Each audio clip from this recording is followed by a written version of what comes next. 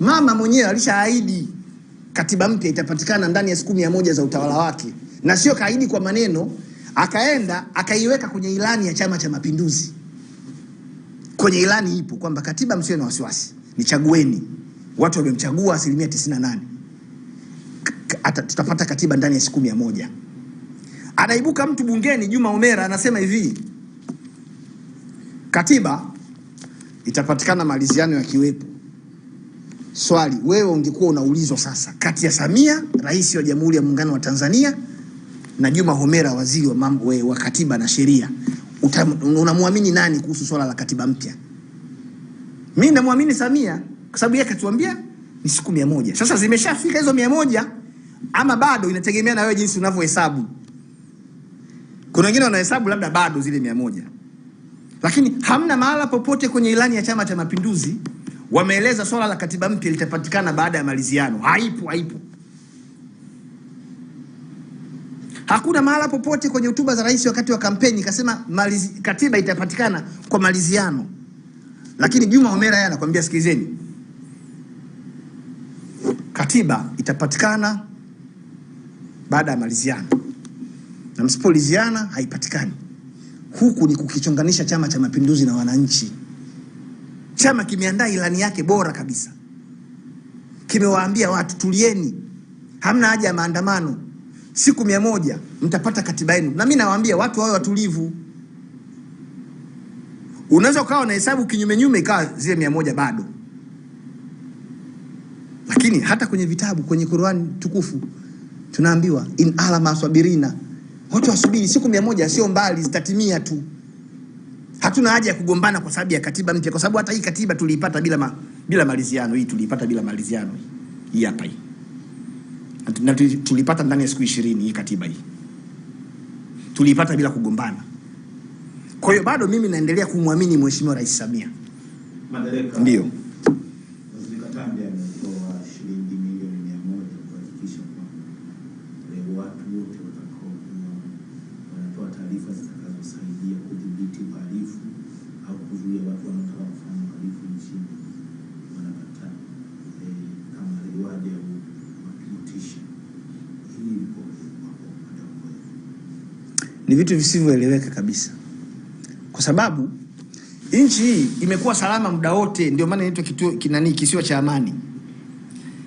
Tanzania mpaka ikaitwa kisiwa cha amani, maana yake usalama wa taifa wamefanya kazi yao vizuri mno ya kutukuka.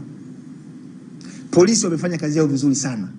Jeshi limefanya kazi yake vizuri mno, jeshi la ulinzi la wananchi wa Tanzania na vyombo vingine. Leo baada ya miaka zaidi ya 60, mtu anakuja kukuambia kwamba eti ni mpaka waziri atoe milioni 100 ndio vyombo viweze kujua kwamba nani anataka kupanga mipango ya uhalifu. Ni kutokujua historia tu. Mimi naviamini vyombo vimekuwa vikitulinda vizuri sana, vinajua kazi yao, ni weledi, wanajua taarifa wanazipataje, na wamekuwa wakifanya hivyo siku zote. Lakini wale watu ambao wanataka kufanya vurugu, wale ambao wanalipwa, serikali hata isihangaike nao sana. Serikali isihangaike sana na watu hao ambao wanapanga kufanya vurugu na matukio mengine ya uvunjaji wa amani kwa kulipwa fedha. Na bahati mbaya au bahati nzuri, tuliambiwa kwenye hotuba ya Chande, uzoefu unaonyesha watu ambao wanalipwa kati ya shilingi 5,000 hadi 10,000 ili wafanye vurugu. Nataka nikwambie mwandishi, hakuna mtu ambaye ana pesa kuzidi serikali. Serikali ya Tanzania ni tajiri kuliko mtu mwingine yoyote unavyoweza kudhani. Serikali hii ina vyanzo vingi vya mapato vya fedha. Vyanzo vya ndani kupitia rasilimali zetu, madini, milima, rasilimali za zile maliasili, utalii, unaelewa bana, uvuvi na mambo mengine mengi tu ambayo unaweza ukayaeleza. Serikali inapata kule fedha. Serikali inapata mikopo kutoka nchi wahisani na washirika wa maendeleo, inapata misaada. Kwa hiyo serikali ya Tanzania sio serikali maskini. Moja kati ya serikali tajiri duniani ni serikali ya Tanzania. Itashangaza kuona eti serikali imezidiwa ubavu wa kifedha na kikundi fulani ka watu ambako eti kanaenda kulipa watu shilingi 5,000 10,000 watu wafanye vurugu. serikali inaweza ikaamua, kwa mfano ikiamua tu inalipa kila kijana anayetaka kufanya vurugu shilingi 20,000 asifanye vurugu. Serikali inaweza. Yaani na serikali ya Tanzania muundo wake unaanzia kwenye vitongoji, vijiji, mitaa, kata, wilaya, mikoa mpaka taifa. Kote kuna serikali.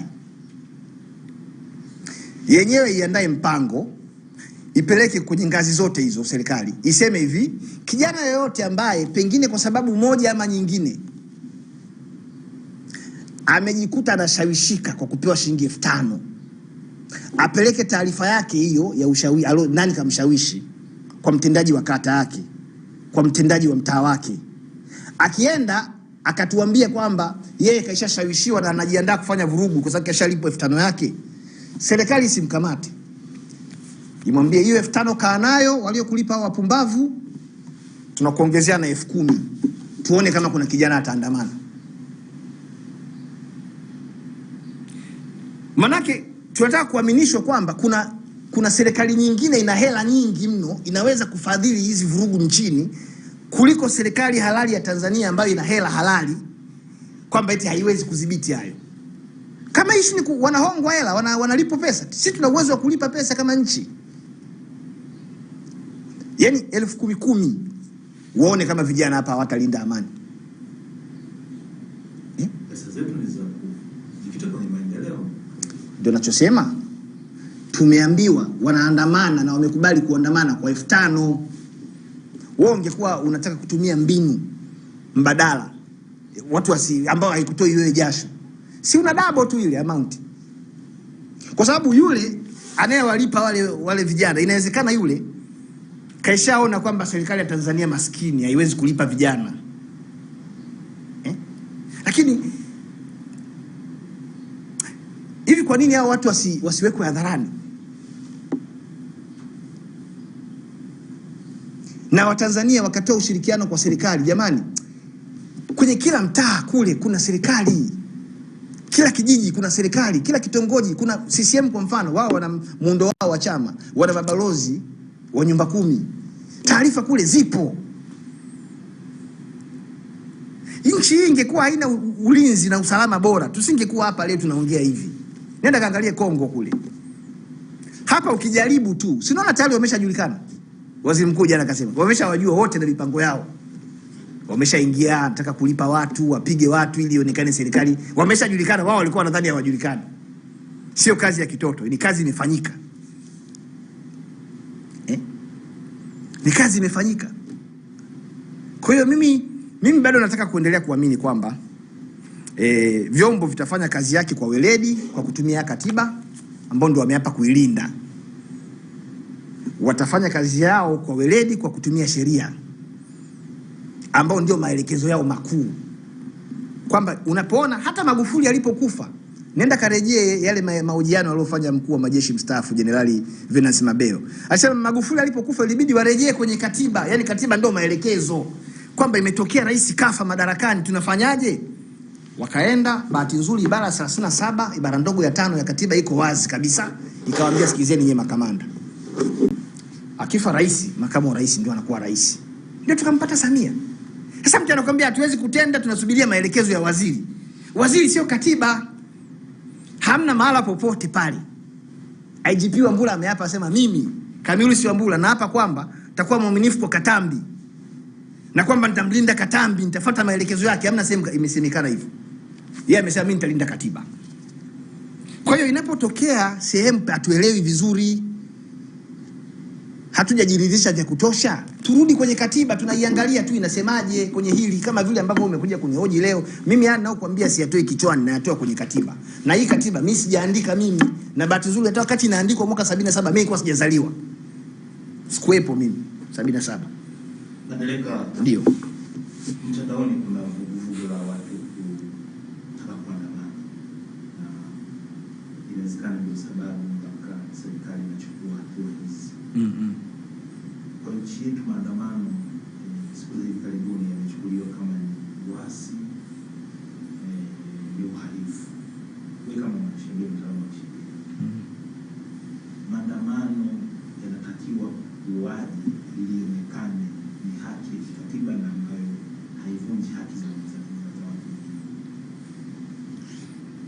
Kwanza maandamano sio uhalifu. Na mtu yote anayekwambia maandamano ni uhalifu hajui hii katiba. Kasome ibara ya 20. Ngoja kusomea ibara ya 20.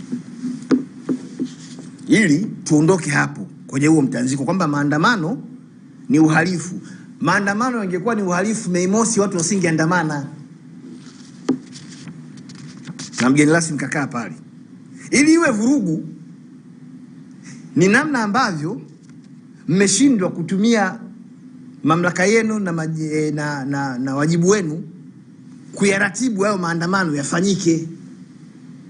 Kwa mfano, ukiyaita maandamano ni vurugu, utaenda kupiga watu, utaua watu. Lakini ukijua maandamano ni haki, manake wewe uliopewa wajibu utawaambia waandamanaji wakupe taarifa ambayo sio chini ya masaa 48 maandamano yao wanataka kupitia njia gani. Na sisi Tanzania sio mara ya kwanza kufanya maandamano ya kisiasa au hata ya kijamii. Na mara zote maandamano yalipofanyika yalisimamiwa vizuri na vyombo vinavyohusika kuhakikisha kwamba wanaoandamana wanafanya maandamano yao lakini bila kuathiri watu wengine. Mfano hiyo iko ni mingi mno, nikianza kuhitaji hapa muda hautoshi. Nataka nikusomee ibara ya 20. Ibara ya 20 ya Katiba ya Jamhuri ya Muungano wa Tanzania inasema hivi: kila mtu anao uhuru wa kukutana na watu wengine kwa hiari yake na kwa amani, kuchanganyika, kushirikiana na watu wengine, na kwa ajili hiyo kutoa mawazo yake hadharani na kuanzisha na kujiunga na vyama au mashirika yaliyoanzishwa kwa madhumuni ya kuhifadhi au kuendeleza imani au maslahi yake au maslahi mengineyo. Hiyo ni ibara ya 20 ambayo tafsiri yake maandamano yako humu yameruhusiwa. Kujieleza, watu wakijieleza wanatekwa. Ibara ya 18 imeeleza hivyo, ambako watu watakapokuwa wakiandamana beba mabango yao, ujumbe zao, wamelenga kumfikishia nani? Sasa ibara ya 18 inasema hivi: kila mtu A anao uhuru wa kuwa na maoni na kueleza fikra zake.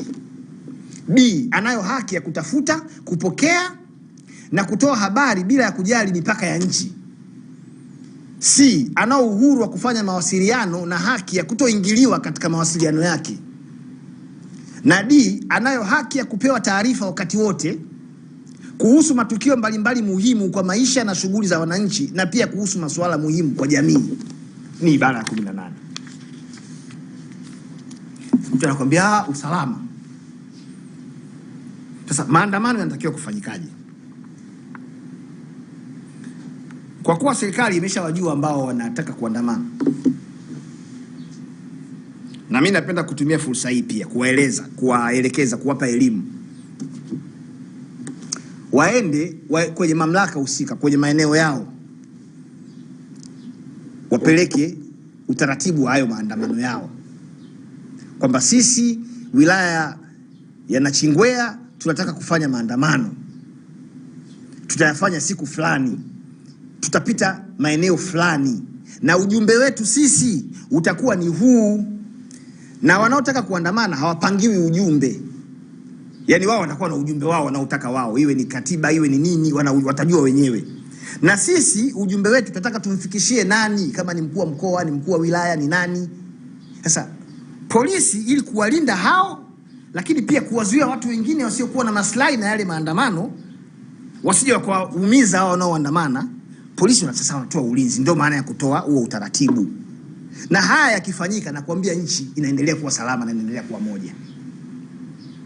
Yakifanyika hayo, waandamanaji waende wakatoe taarifa kwa polisi, waende wakapeleke hiyo taarifa ikiwa ina maelezo ya kutosha, ujumbe wa maandamano, njia ya maandamano itakayopitia, hayo maandamano yanahusu kitu gani, wanataka kwenda kumuona nani, mwisho wa siku ndo apokee huo ujumbe wao. Anayetakiwa kupokea ataenda kupokea. Kama ni uwanja wa Taifa pale, atakaa na wasubiri, wataambiwa tupitieni. Tibaigana alikuwa anafanya hivyo, anawaambia pitieni hii njia huku, msipite hapa Kariakoo, Msimbazi. Hapa kuna watu wanafanya biashara zao, mtakuja kuwasababishia usumbufu watu wengine. Kwa sababu Marwa, sio kila mtu anataka maandamano hapa kwenye hii nchi, sio kila mtu. Lakini kama wewe unafanya biashara ambayo ni haki yako, haina maana anayetaka kuandamana hana haki ya kuandamana. Wewe andamana upande wako, na huyu naye afanye biashara upande wake. Sasa kama yeye anatumia muda wake mwingi kwenda kuandamana, atakosa chakula, atakufa na njaa, hiyo ni shauri yake, muache aende akaandamana. Lakini kisingizio cha kwamba maandamano ni vurugu, hiyo sio ukweli.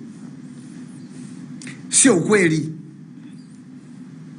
Mikutano ya hadhara inaonekana inahubiri chuki na uchochezi. Ndio moja kati ya sababu ambazo zilitumika kuipiga marufuku. Wewe umesikia baadhi ya mikutano ya nchi yanayohubiriwa yana maudhi, uchochezi na chuki. Wanaosema hivyo kwanza hawana mamlaka.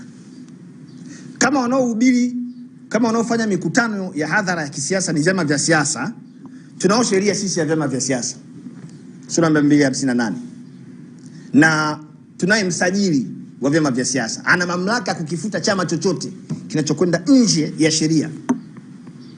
Ukiwa chama cha siasa una uhuru wa moja kwa moja, absolute freedom ya kuvunja sheria. Kwanza hakuna haki ya kuvunja sheria. Sasa paka hapa tunapozungumza, ulishasikia msajili wa vyama vya siasa amewaonya Chadema kwamba wamevunja amani? Kuna sehemu ulishasikia? Lakini kama ushahidi upo kwamba hawa wanaleta vurugu, wanataka kupindua nchi, wanataka kupindua serikali, au wanataka kufanya vurugu ya aina yoyote, msajili ana mamlaka kukifuta Chadema au chama kingine cha aina hiyo. Yaani sifa ya chama cha siasa ili kiweze kupata usajili wa kudumu ni lazima kiwe ni chama kinachokuja kuhubiri amani hapa, haki, usalama na mambo mengine hayo kwa ustawi wa nchi. Yaani kwa kifupi, chama cha siasa ili kisajiliwe kifanye kazi yake ya siasa lazima kiwe ni kichocheo cha ustawi wa nchi. Sasa mimi na wewe ni mashahidi. Kwanza, kuhubiri kuvunja amani ni kosa la jinai. Ulishasikia kuna mtu amekamatwa tangu mikutano imeanza? Na inalindwa ile na polisi wako pale wanarekodi. Hakuna mtu kakamatwa hata mmoja. Kuhubiri, yani usimame pale useme mimi tutavunja amani, yani kabla hujashuka ulishakamatwa. Sasa hakuna mtu amekamatwa. Hakuna chama kimefutwa kwa sababu kimevunja amani. Mtu anakuja kukuambia bana, hiyo mikutano yenu hiyo inasababisha, inahubiri chuki, itavunja amani. Huko ni kuingiza polisi kwenye siasa. Mimi CCM nampenda sana mtu mmoja, Kenan Kiongosi. Kenan Kiongosi ni katibu wa itikadi, uenezi na mafunzo wa Chama cha Mapinduzi Taifa. Anafanya siasa. Ndio maana Chadema wakitoka Ruvuma na yeye kesho anaenda Ruvuma. Wakihubiri uongo yeye anaenda kuhubiri ukweli. Ndio siasa. Mimi naamini kama kweli kuna watu wanahubiri vurugu, kuna watu wanahubiri uvunjifu wa amani, wakamatwe hao watu. Na mimi sitaenda kuwatetea, hata kama watanilipa shilingi ngapi siwezi kwenda kuwatetea watu wa hivyo. Kwa sababu amani ikivunjika wote tunakuwa kwenye shida. Lakini ili jambo lisichukuliwe kiujumla tu, liingizwe aliyekuwemo asiyekuwemo, wote wanaingizwa kwenye kapu moja. Hiyo haikubaliki, sio sawa. Ni kutokuwatendea watu haki. Watu wa usalama wamefundishwa kazi yao, wanaifanya vizuri kwa weledi na wameifanya kwa miaka yote, ndio maana nchi iko hapa ilipo. Wao wafanye kazi yao tu huko. Na wanaofanya siasa wafanye siasa, wajibizane. Waziri wa mambo ya ndani ni mwanasiasa. Kama anaona hawezi kuwajibu Chadema na vyama vingine, atafute kitu kingine, wafute hii katiba. Tubaki kwenye mfumo wa chama kimoja, inawezekana wakaifuta hii katiba. Lakini kusema usalama, kila kitu kigusa usalama. Ukitafuta unaambia nchi usalama, amani na utulivu. Sasa nakao najiuliza, hii amani ni lini? Nimeshaeleza kwa kirefu sana hapo mwanzoni kwamba usalama maana yake nini kwa mujibu wa hii katiba. Na mimi naomba huu mjadala uwe endelevu. Tukutane watu kadhaa wenye mawazo tofauti, elimu na uzoefu tofauti, tulijadili hili jambo kwa mustakabali mpana wa nchi yetu. Nchi haiwezi kuendeshwa kipolisi. Hii nchi ni ya kiraia. Ndio maana tumefanya uchaguzi mwaka jana. Alafu tunasema hatuwezi kuingiliwa kidemokrasia, sisi ni nchi ambayo tunajua demokrasia. Sasa si watu wafanye siasa, waruhusiwe wafanye mikutano yao. Kiongozi ameomba mdahalo na Lema, kaomba mdahalo na Sugu, ameomba mdahalo na Heche. Hiyo ndio siasa sasa, wapewe mdahalo pale. Lakini mdahalo kama haupo, kwa sababu mdahalo na wenyewe kuandaa ni gharama, kila mtu afanye siasa zake huko mtaani kama sheria inavyoruhusu. Wakipita Mwanza na wewe kesho nenda Shinyanga, kaeleze. Wakiongea uongo, ongea ukweli. Wakihubiri chuki, wahubiri amani, ili watu wakufuate wewe unayehubiri amani. Kwa sababu hamna Mtanzania mjinga ataenda kujiunga na chama kinachohubiri vurugu. Watanzania sio wajinga kiasi hicho. Yaani wewe unaona nyomi ile ya Chadema ile. Nyomi inajaa kabisa wanasema. Mle kuna wasomi, kuna watu wenye akili zao timamu, kuna watu wazima, kuna wazee, kuna watu wana busara. Yaani waende wakasikilize mambo ya kipumbavu. Yaani wangesikiliza mkutano mmoja tu wakagundua kuna vurugu humu, hamna mtu angeenda pale. Hakuna mtu angeenda pale kusikiliza ile. Lakini wameenda Ruvuma nyomi, wameenda Kigoma nyomi, wameenda siji Ruvuma nyomi. Wameenda Lindi watu wamejaa. Alafu ndio nakwambia wanahubiri chuki. Wakamateni. Wafungulieni mashtaka. Si nchi inaendeshwa kwa mujibu wa utawala wa sheria. Nchi inaendeshwa kidemokrasia. Nisome ibara ya 3 labda pengine watu hawajui. Ibara ya 3 hapa. Ibara ya 3. Jamhuri ya Muungano ni nchi ya kidemokrasia na ya kijamaa isiyokuwa na dini yenye kufuata mfumo wa vyama vingi vya siasa. Katiba ndio inasema hivyo. Ni nchi ya kidemokrasia, sio nchi ya kipolisi. Polisi ni walinzi tu, waende wakalinde huko watu. Na wamepewa mbinu zote. Juzi hapa, nashukuru kwa mara ya kwanza katika historia ya Tanzania, serikali ilipitisha bajeti kubwa sana ya Wizara ya Mambo ya Ndani. Imeliwezesha jeshi kivifaa, kimasilahi, polisi wanalipwa vizuri saizi, wana magari mazuri, wana vitendea kazi vya kisasa. Ambapo lengo ni kuwawezesha sasa wagundue hao wapumbavu wanaoleta uvunjifu wa amani hapa nchini kwetu ni kina nani. Hii kauli ya kwamba hapa usalama haupo ikiendelea kuhubiriwa hivi kwa maslahi ya muda mfupi ya kisiasa yatatuathiri kiuchumi. Hakuna mwekezaji anakuja kwenye nchi ambayo usalama haupo, na mamlaka ndio zinasema hivyo tena ndani ya bunge kwamba hamna usalama. Hakuna mtalii anakuja hapa katika nchi ambayo hakuna. Ushakuona mtalii anaenda kutalii Kongo? Ushakuona kuna mtalii yote kafunga safari katoka Ulaya anaenda Kongo kutalii vita? Hakuna mtalii wa hivyo. Lakini tunajivunia hapa kwamba utalii ni moja kati ya vyanzo vya mapato katika pato la taifa, kwa sababu watu wanakuja kuangalia vivutio vilivyopo na kwa sababu wamehakikishiwa usalama. Mimi naisi sana serikali na kisi Chama cha Mapinduzi wafanye siasa. Kufikia hapo tumehitimisha mazungumzo yetu na asante sana kwa kutoa.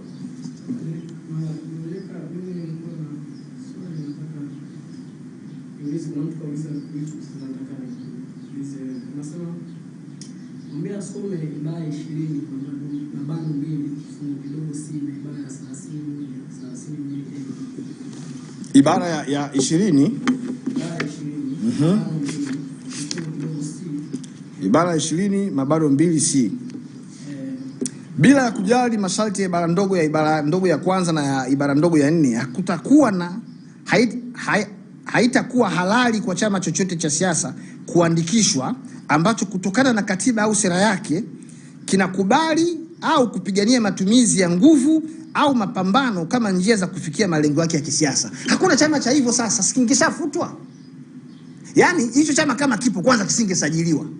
Kwa sababu kwa mujibu wa ibara hii ni kwamba haya mambo yanapaswa kuwa sehemu ya katiba ya hicho chama, kwamba sisi lengo la chama chetu ni kuchukua madaraka ya nchi kwa kutumia nguvu, tutafanya mapinduzi. Msajili asingekisajili. Sasa tuna vyama 19 vya siasa kikiwemo CCM ambacho hakijawahi kusajiliwa. Sawa? Ibara hii haitoi uhalali wa kukinyanyasa chama kingine ambacho kimeshasajiliwa na kina haki ya kufanya shughuli zake za kisiasa. Kama ushahidi upo kwamba kwa matendo, maneno au mienendo mingine kwa ujumla kwamba hicho chama ni cha kigaidi, wakifute, wasiletee vurugu hapa. Ukifutwe. Na mwenye mamlaka ya kukifuta ni msajili wa vyama vya siasa. Sio waziri wa mambo ya ndani akinyime kisifanye shughuli zake za kisiasa. Yaani namba tuelewane hapa.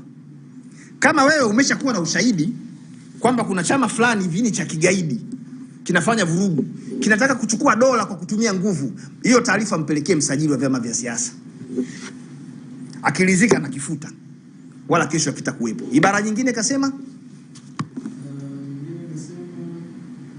30.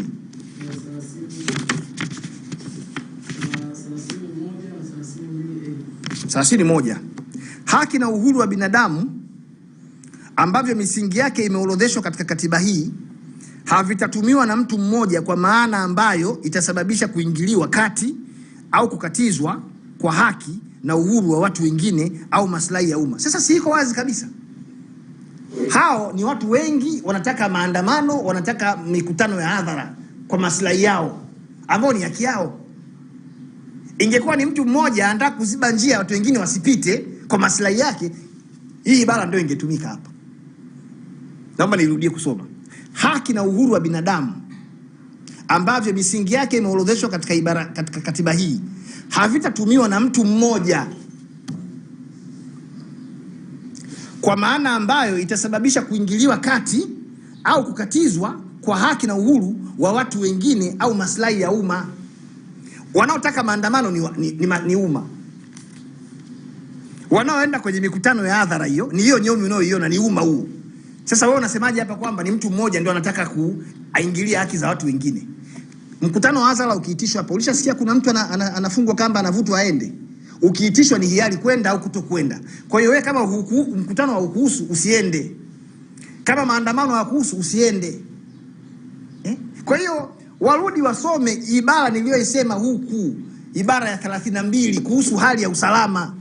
Sio kwenda kujikita kwenye vibara hivi ambavyo hata havina maana. Nani ana mamlaka ya kutangaza hali ya hatari kwenye nchi na inatangazwa kupitia utaratibu gani? Ili tukubaliane kwamba sasa hivi nchi hii ipo kwenye shida. Hawataki kusoma hizo ibara, wanakimbilia kwenye vibara vingine huko. Nadhani nitakuwa nimejibu. Sasa na moja na mbili, si ndio? Ifahamike kwamba masharti yaliyomo katika sehemu hii ya katiba hii yanayofafanua misingi ya haki, uhuru na wajibu wa binadamu hayaharamishi sheria yoyote iliyotungwa wala kuzuia sheria yoyote kutungwa au jambo lolote halali kufanywa kwa mujibu wa sheria hiyo kwa ajili ya si ndio kasema? Kuhakikisha kwamba haki na uhuru wa watu wengine au maslahi ya umma haviathiriwi na matumizi mabaya ya uhuru na haki za watu binafsi. Sasa kiko wazi. Hii ibara iko wazi kwamba mambo yote yatakayofanywa na serikali kwa mujibu wa sheria, lakini kwa malengo ya kuingilia na kuzuia haki za watu wengine ili kuokoa haki za watu wengine, itakuwa ni halali. Sasa swali, Katambi anapokataza mikutano ya hadhara anatumia sheria gani sasa?